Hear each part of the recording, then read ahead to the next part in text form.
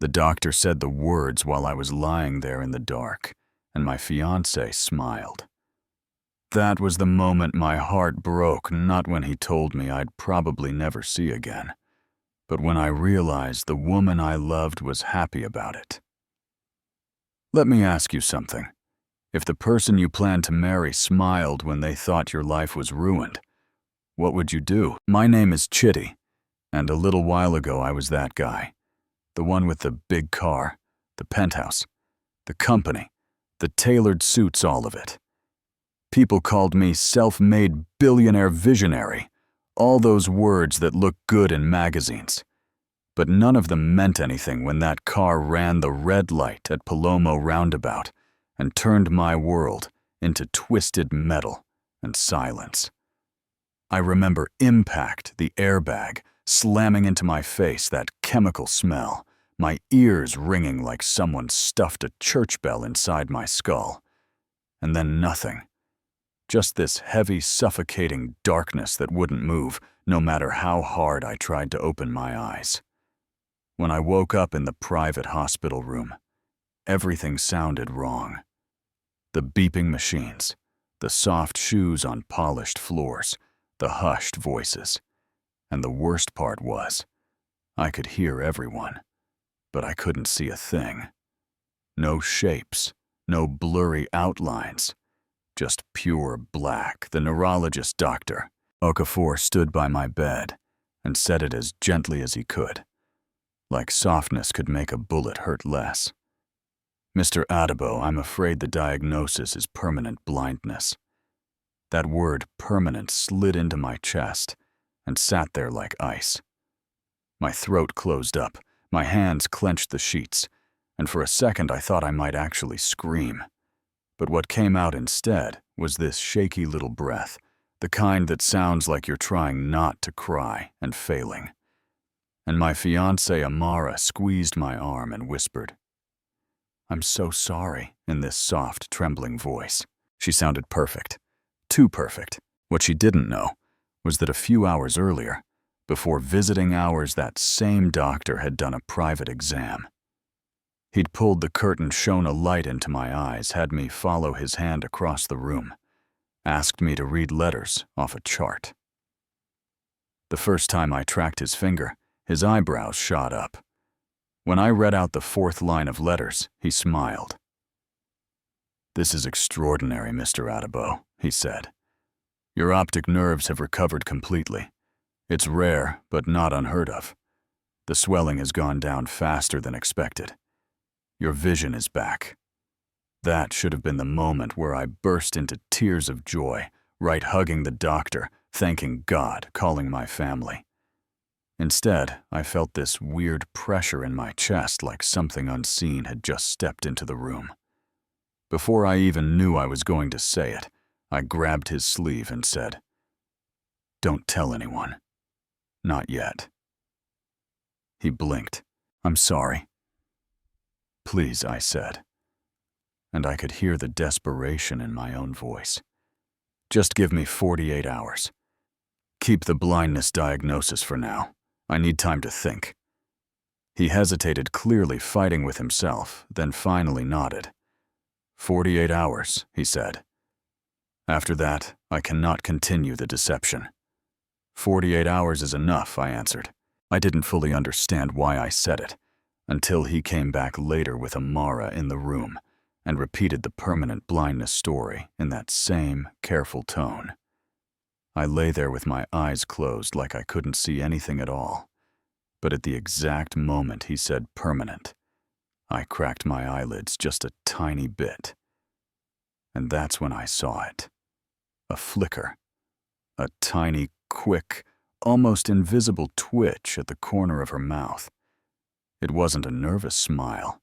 It wasn't a "we'll get through this" smile. It wasn't grief or shock. It was relief. Satisfaction.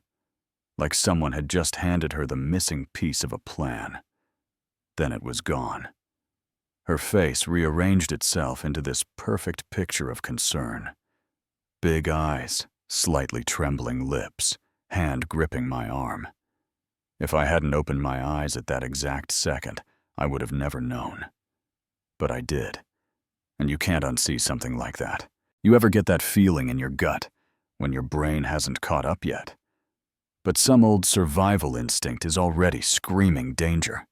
That was me, lying there, pretending to be blind, listening to the doctor talk about mobility training, lifestyle adjustments, long-term care, while watching the woman I was supposed to marry play the role of devoted fiancée with an expression that didn't match what I'd just seen.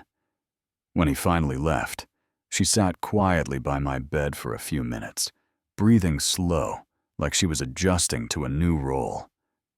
Then her phone buzzed. She pulled it out, sighed in that rehearsed way, and said, "Baby, I need to take this call. I'll be right outside." If I hadn't known better, I would have believed she was just trying not to cry. She walked to the door, opened. It stepped into the hall, and the second it clicked shut, I opened my eyes to slits. The door had a small window that looked into the corridor, and through it I saw her standing there back to me, phone pressed to her ear. Her entire posture changed.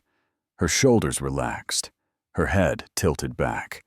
Her free hand moved in these wide, excited gestures. Then she laughed. Not a broken, exhausted laugh, but a full head, thrown back laugh that echoed down the hallway. I couldn't hear the words, but I didn't need to. That laugh told me everything I was scared to admit. When she turned and glanced at the window, I shut my eyes again and schooled my face into that blank, stunned expression of a man trapped in darkness. She came back in, voice soft again. "That was my mother," she said. "She's so worried about you. About us." I swallowed. "I'm sorry this happened," I whispered. "I know this changes everything for us." "Don't say that," she murmured, squeezing my hand, palm dry and steady. "We'll get through this together for better or worse. Remember." On the outside, I nodded. Inside, something in me went very, very cold. If it were you, would that one smile be enough to make you walk away? Or would you think I'm traumatized, maybe I misread her? Because I wanted to gaslight myself so badly in that moment. I wanted to believe I'd imagined it, that the woman I loved wasn't secretly pleased about me being blind. But your gut doesn't lie. Not for long. Later that day, my best friend and CFO, Obiora, walked in. We'd known each other since we were kids, with dusty shoes and big dreams, long before anyone used the word billionaire near our names. He stood there at the foot of my bed, trying to smile, eyes red tie, slightly crooked, like he'd dressed in a hurry. "Brother, I came as soon as I heard," he said, voice low. "The doctor said." I can see I cut him off. His brows knitted together.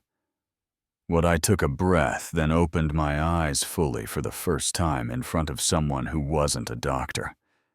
"I can see Oba. My sight came back this morning. He ran tests. I can see everything." He just stared at me for a second, then dragged a chair closer and sat down, leaning in like we were planning a heist. "Explain. Now." So I told him. About the private exam, the deal with the doctor, the fake diagnosis, the flicker of a smile, the hallway laughter. As I spoke, I watched his expression go from confused to angry to something darker. "That woman," he hissed under his breath. "I never trusted her, Chitty. From the first night at that gala when she talked more about your companies than about you. It felt wrong.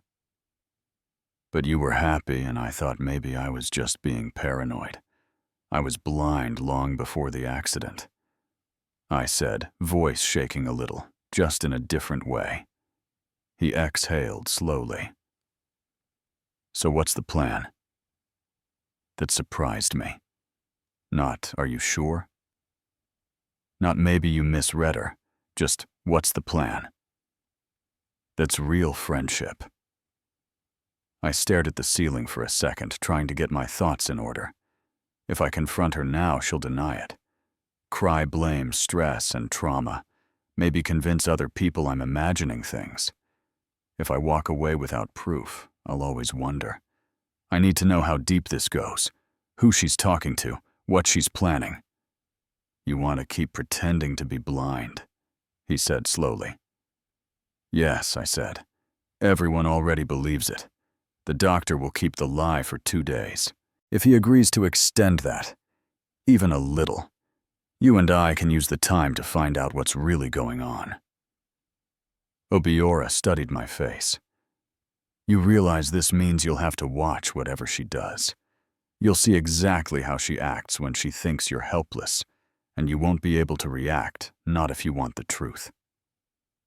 My chest tightened, but I nodded. I'd rather be hurt by the truth than spend the rest of my life wondering if I escaped something worse. All right, he said. Then here's what we do. And just like that, my hospital room turned into a war room. His job play along publicly, support the blind billionaire narrative, quietly start digging into Amara's background, her finances, her phone activity, her connections. My job, become the most convincing blind man anyone had ever seen, study her like an enemy, and gather everything I could without tipping my hand. That night, after she fell asleep in a chair by my bed, head tilted at a perfect angle. Like a movie scene, I lay awake staring at the ceiling tiles. My phone buzzed under my blanket. A message from Obiora. Already started looking into her background and finances. If there's something there, we'll find it. I typed back, tomorrow they send me home. That's when the real performance begins. I didn't grieve my sight that night. Instead, I grieved the life I thought I was going to have. The version of Amara I had fallen for. The future we'd talked about in whispered conversations and shared dreams. Seeing that smile, hearing that laugh. It was like watching a building you'd spent years constructing collapse in slow motion. A few days later, I walked into my penthouse blind. Obiora held my arm. The security guards cleared the way. Sunglasses on white cane in hand. To everyone watching, it was tragic. The king returned to his castle now, unable to see the view he'd worked so hard for. Inside, I was mapping everything in my head. The exact positions of the furniture, the rug edges, the distance from the door to the couch, every angle I would later pretend to misjudge. The floor-to-ceiling windows showed off the Lego skyline, the leather couches, the art on the walls, the shelves with awards and photos. My life displayed in glass and steel. Careful, baby, Amara said, almost singing the words as she rushed over. We might need to move some of this furniture around for you. No. I answered quickly, then forced my voice to soften. I mean, the doctor said familiar surroundings would help me adjust. I need to learn my environment. Behind my glasses, I saw her glance at the nurse she'd hired, a woman named Patience, dressed in a crisp uniform. Eyes downcast, movements too careful. I already knew from Obiora's first report that Patience had worked for Amara's family for years and was her cousin. Of course, Amara said. Whatever you think is best. I'm just worried about you. Worried. That word sounded like poison. The first week was like learning how to live backwards. I could see every step I took, every doorway, every glass, every edge. But I had to pretend I couldn't. I practiced missing my target when I reached for things, accidentally bumping into the coffee table, walking a little too close to the wall. I asked for help with tasks I could do in my sleep. Reading documents, dialing my phone, pouring water. You'd think it would be easy to fake being blind when you can actually see, but it's harder than it sounds. Sighted people look toward sounds without thinking. Adjust when something moves. in their peripheral vision react to light changes. I had to constantly fight my natural instincts, and by the end of each day, my neck and shoulders hurt from the strain of holding back. But as tired as I was, it was nothing compared to what I felt watching Amara. At first, she played the part almost flawlessly. Lots of soft touches, "Are you okay?"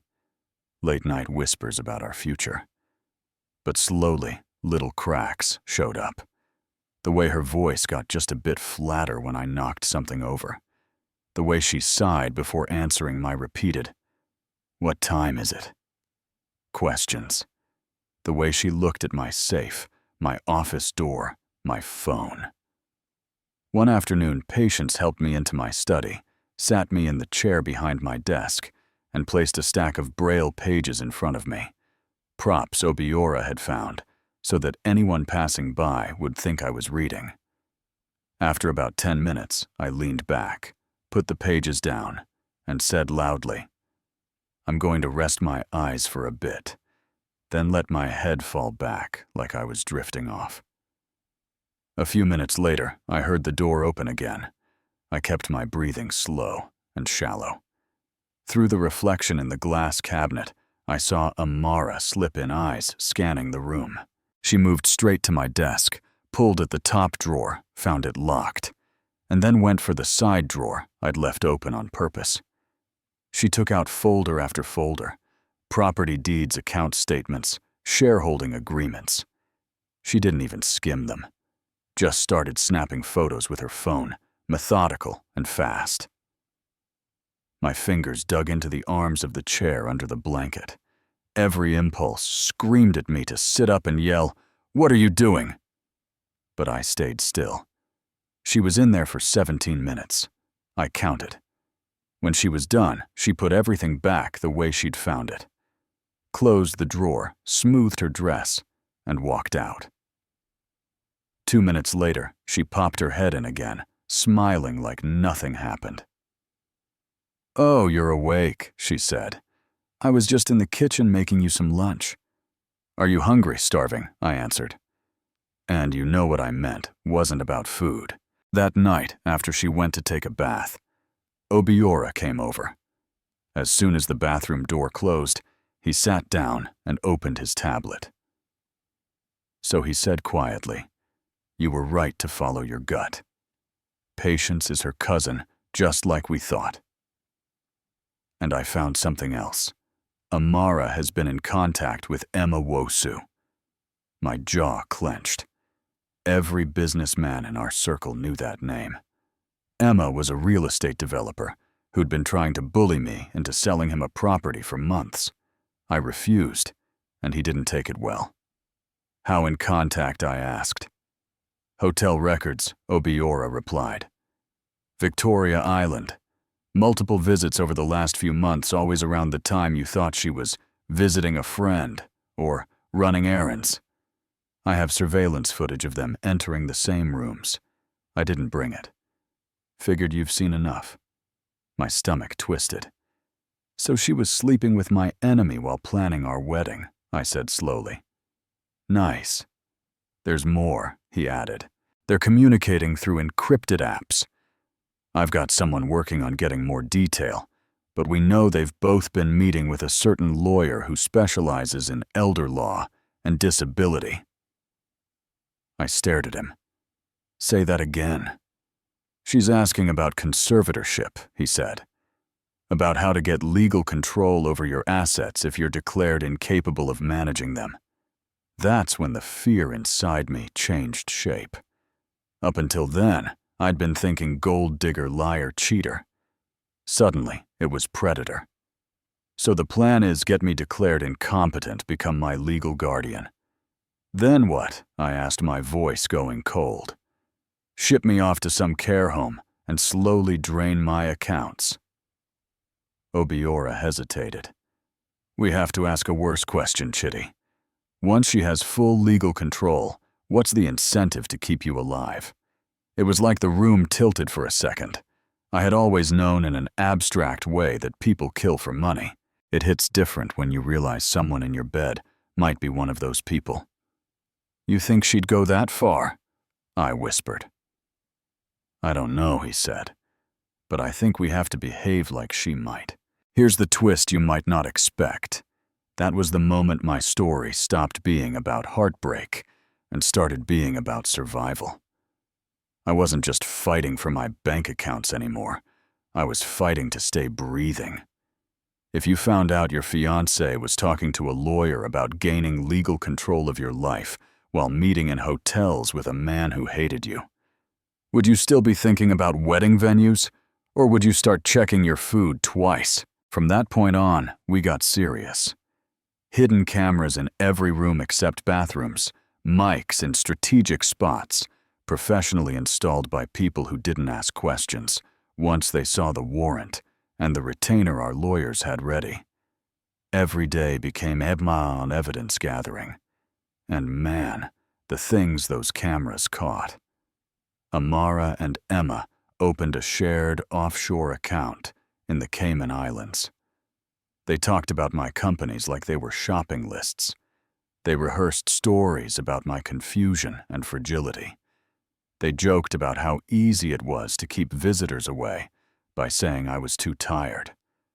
This wasn't greed in the moment, this was long-term planning.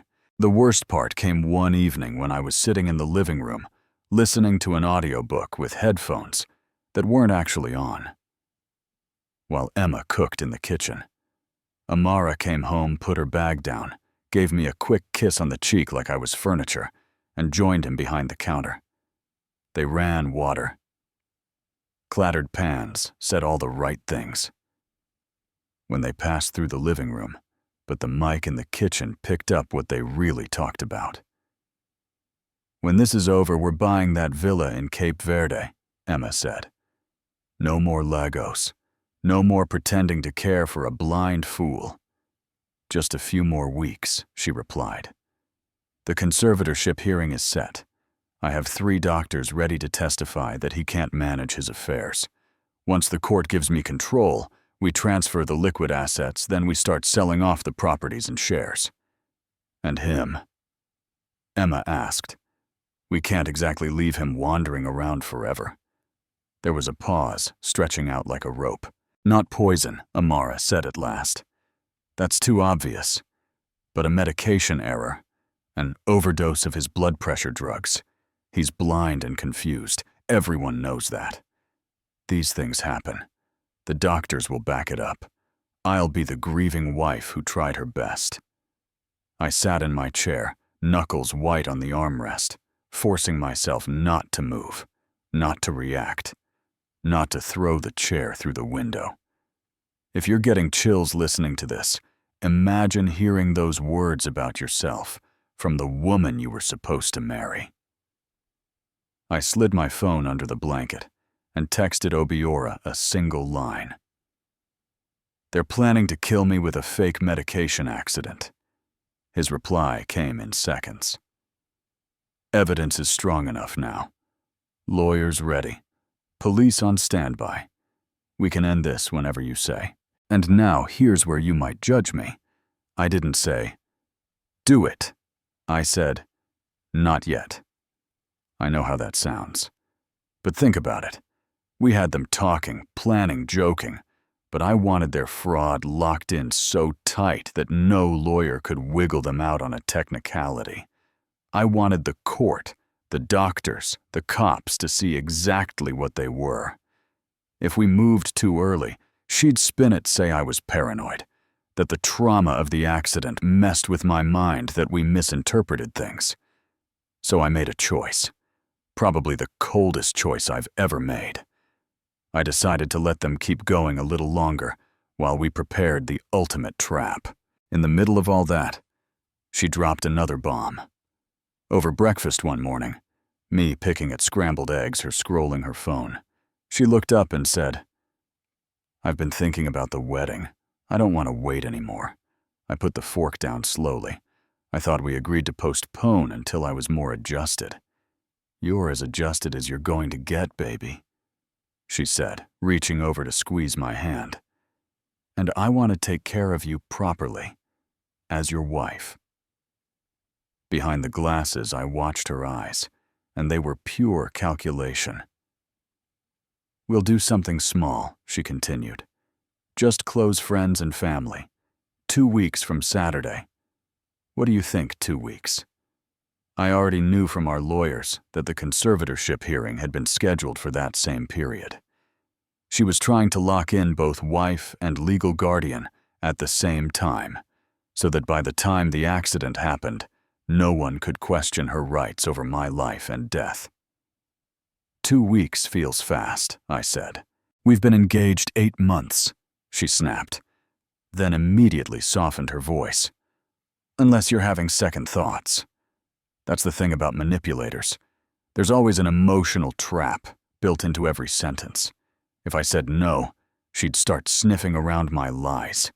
If I said yes, I'd be walking into a ceremony with someone who wanted to sign my death warrant with my last name. "No second thoughts," I said quietly. 2 weeks is fine. As soon as she left that afternoon to look at venues, I called Obiora. "She wants the wedding in 2 weeks, I said. "The same weekend as the conservatorship hearing." He came over, sat in my study, and let out a long breath. "If you marry her even briefly, it complicates asset protection," he said. "Spousal rights are messy. Even if we stop the murder, she could drag this out for years. Then we tie her hands before she gets to the altar," I said. "We draft a prenuptial agreement she doesn't know exists. The morning of the wedding, I sign it. We file it quietly with the court, notarized airtight. Everything I own before that day stays mine. Anything after requires clear documentation. She marries me thinking she's secured everything when in reality she gets nothing." He stared at me. Then a slow smile spread across his face. "You really want to pull the mask off at the altar, don't you?" "I'm going to do it at the wedding," I said, in front of the people she handpicked to support her story. The days leading up to the ceremony felt like walking on glass. Amara controlled the guest list, forgetting to invite my mother, telling my cousins. It would be too overwhelming for me, sending polite messages to my business partners, saying I needed privacy. On paper, it looked like a small, intimate ceremony. In reality, it was a stage she thought she owned. What she didn't know was that I had my own invitations out. My mother, my sister, my cousins from Enugu, close friends from the early days, people who would tell the truth even if it hurt. When Obiora asked if I really wanted them to see that kind of mess, I said yes. I want witnesses who love me more than they fear embarrassment. The morning of the wedding, I woke up earlier than usual. Amara was still asleep beside me, calm face, steady breathing. No sign that she spent the last few months planning my legal and physical disappearance. I watched her for a moment and felt sad, not for her, but for myself, for the guy who had once looked at this same face and seen safety instead of danger. My phone buzzed quietly on the nightstand. "Everything is in place," Obiora texted. "Police on standby. Lawyers ready. Your family is on their way." "Are you ready?" "I've been ready since the day she smiled at my blindness," I wrote back. Later, she helped me into my suit, straightening my tie, brushing imaginary dust from my shoulders. "Today, you become mine," she whispered, lips brushing my ear. "Officially. Legally mine. Officially. Legally," I repeated, slipping on the dark glasses one more time. "I love you," she added. "I love you too," I said, and this time it felt like a goodbye to my old self. She left with her bridesmaids to get ready at a hotel she'd chosen, saying she wanted the first time I saw her that day to be when she walked down the aisle. The second the door closed, Obiora walked in with my family. My mother came straight to me, grabbed my face in both hands, and searched my eyes. "He told me," she said. Is it true? Can you really see I took off the glasses, letting her see my eyes fully for the first time since the accident? I can see, Mama, I said. I can see everything. She pressed her lips together, jaw tight. That wicked girl, she muttered. That evil, wicked girl.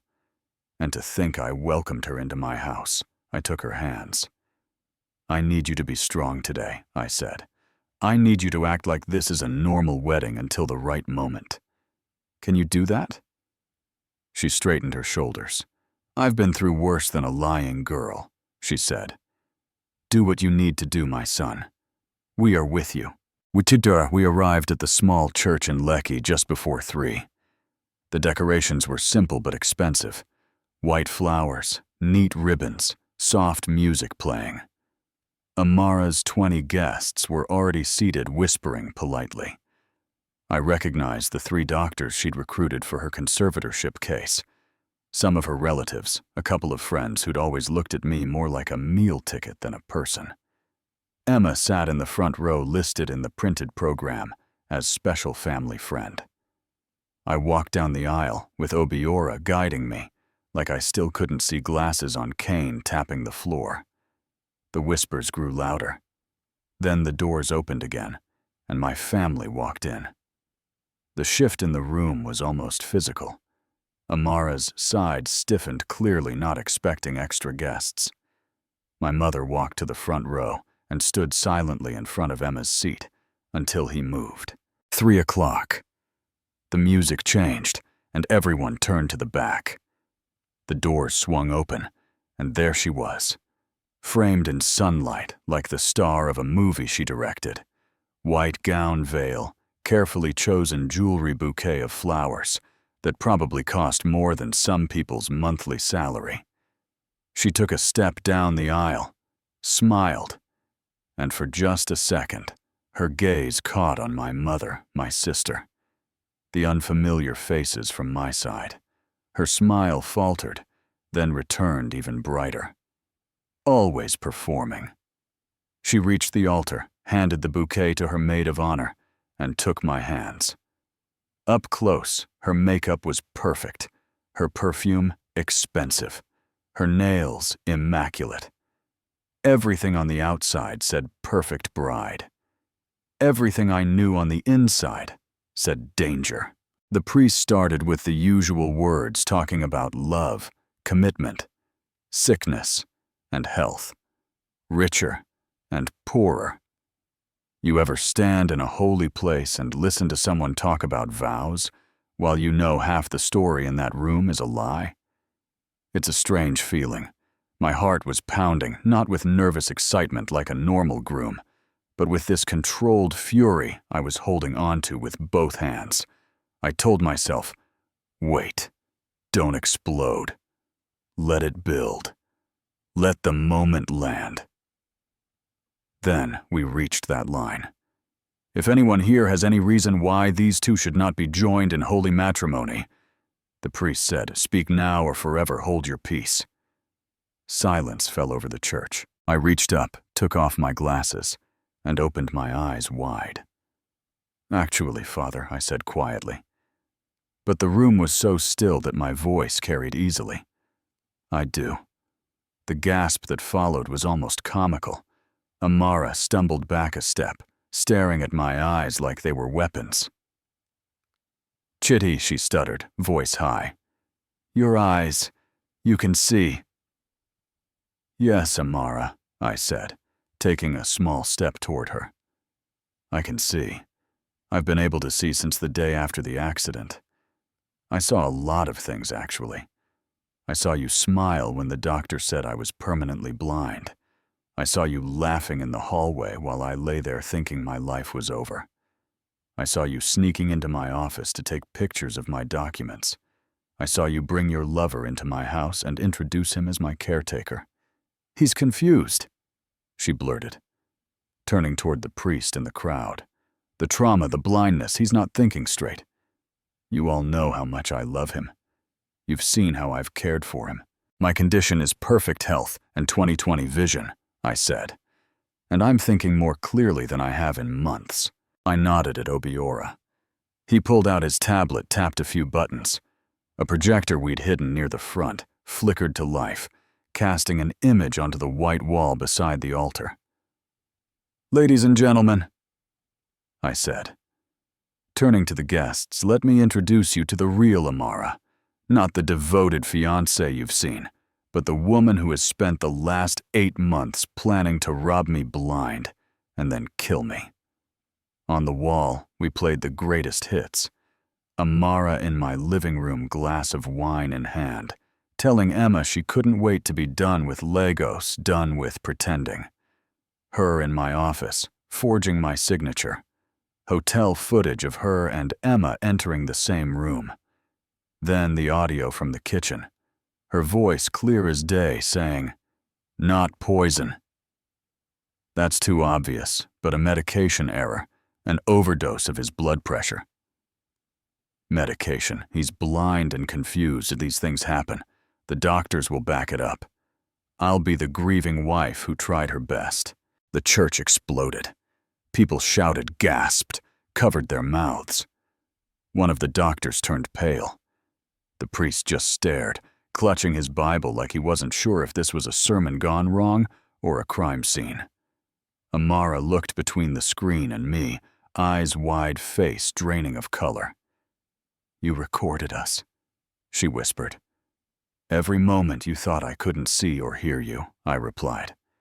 "You thought I was blind. That's the only reason you were ever this honest." The church doors opened again. 2 detectives walked in, badges visible. "Amara Ionkwo," one of them said. Walking up the aisle, "You are under arrest for conspiracy to commit fraud, attempted murder and forgery. You have the right to remain silent." They reached for her. She jerked back, then turned and spat at me, mask completely gone. "You bastard," she hissed. "You self-righteous bastard. You think you're better than me because you have money and lawyers. You think you didn't have anything handed to you?" I looked her in the eye. "I built everything I have from the ground up. You tried to steal it and take my life with it. That's the difference.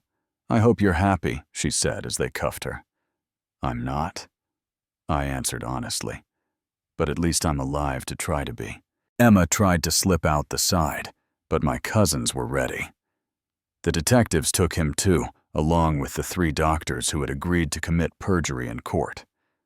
The lawyer who'd helped them was picked up at his office across town. Within an hour, the fake conservatorship case was dead. The prenuptial agreement I'd signed that morning was officially on record, and my wedding was over before the vows even started. I stood there at the altar in my suit, staring at the empty space where a bride was supposed to be surrounded by decorations and stunned faces. My mother came up and wrapped her arms around me. "My strong boy," she whispered, "my smart boy. You did the right thing." "Then why does it feel like someone ripped something out of my chest?" I asked. She pulled back and cupped my face. "Because you loved who you thought she was," she said.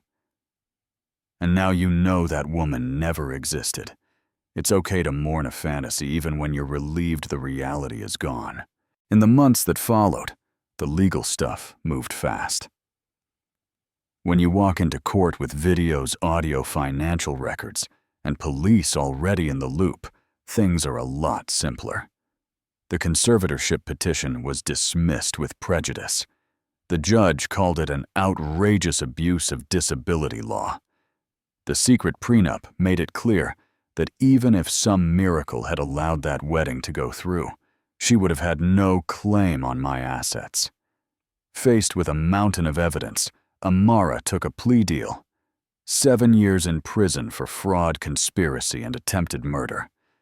Emma and the others faced their own charges. No one walked away clean.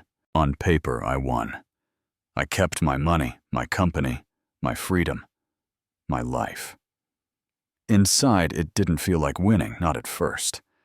I was jumpy around people. Every nice gesture, every compliment, every ow. You felt like it might have a knife hiding behind it.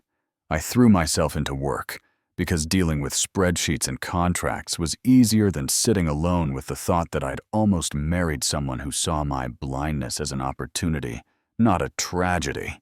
A couple of months after everything wrapped up, Obiora invited me to dinner at his parents' house in Asaba. "My sister is in from London," he said. "She runs a nonprofit there. I think you two would get along." I almost said no. I was tired, emotionally drained, suspicious of the idea of meeting someone. But he insisted it wasn't like that. So I went. That's where I met Kioma. She walked into the living room wearing simple clothes, hair natural, no heavy jewelry, no exaggerated air of importance. She smiled, and for the first time in a long time, I didn't feel like I needed to decode what was behind it. "I've heard a lot about you," she said, shaking my hand. "Obi told me what happened. I'm really sorry you had to go through that. It must have been awful. It was," I said. And I didn't dress it up. "Sometimes it still is." "I can only imagine," she replied. "But if it helps at all, what you did took real courage. Most people either pretend not to see red flags or explode without a plan. You played the long game. We talked for hours. Not about my money, not about my companies. About her work, helping young women get into STEM. About my childhood boredom, dreaming of more. About our parents, our cultures, the pressure to look successful even when you're hurting inside. For the first time since the fake wedding, I caught myself laughing without that bitter edge. When it was time to leave, I hesitated, then took a small risk. "Would you like to have dinner again?" I asked, just the two of us. She smiled, warm and steady. "Yeah," she said softly. "I'd like that." Over the next months, we saw each other more. Slowly, I stopped checking every word for hidden meaning. I still paid attention, still listened to my gut, but I also let myself believe that not everyone wanted something from me. Somewhere along the line, I realized I'd stopped thinking of Amara when I heard the word fiancé. The day Amara was sentenced, I stood outside the courthouse with Kioma by my side. The judge read out 7 years, and they led Amara away in a plain uniform, no gown, no makeup, no mask left to wear. She turned once, tried to glare at me, but it didn't land the way it used to. The power she'd had over me was gone. Kioma squeezed my hand. "How do you feel?" she asked. I thought about it for a second. "Like I can finally see clearly," I said. "Not just with my eyes, with my heart." 6 months later, I proposed. Not with fireworks or at some fancy resort, but in my mother's kitchen in Enugu, with family all around, the smell of stew on the stove, and years of history in the walls. The wedding this time was loud and full, and a little chaotic. When Kioma walked down the aisle, there were no detectives waiting outside. No secret projectors, no handcuffs hidden behind a pillar. Just me, a man who had been broken and put back together, and a woman who had seen that brokenness and chosen to stay. When she reached me at the altar, I took her hands and said quietly, "I can see you." She smiled, eyes shining. "I can see you too." And I meant it in a way I hadn't understood before all of this. I saw who she was. She saw who I was. And neither of us was pretending. So here's the question I wrestle with even now, and I'm going to throw it to you, Soye. Was I wrong to pretend to be blind, to record someone without their knowledge, to set a trap inside a church instead of walking away quietly? Some people say I stooped to her level, that I should have just left when I saw that first smile. Others say I did what I had to do to protect myself, and maybe even prevent her from doing this to the next guy. Do you think that's fair?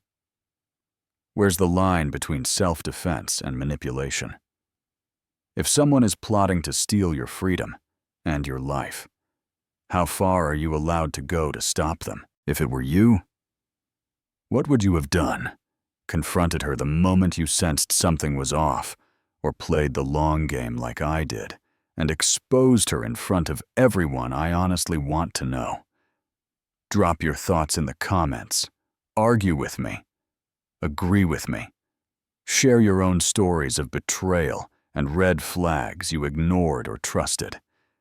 And if you're still here listening to this, first of all, thank you, and second, don't forget to share this with someone who might need the reminder to listen to their gut. Stick around for more stories like this, messy, real, full of injustice and redemption, and make sure you let your voice be heard. Because in a world where some people will smile at your blindness, the least we can do is keep our eyes and our hearts truly open.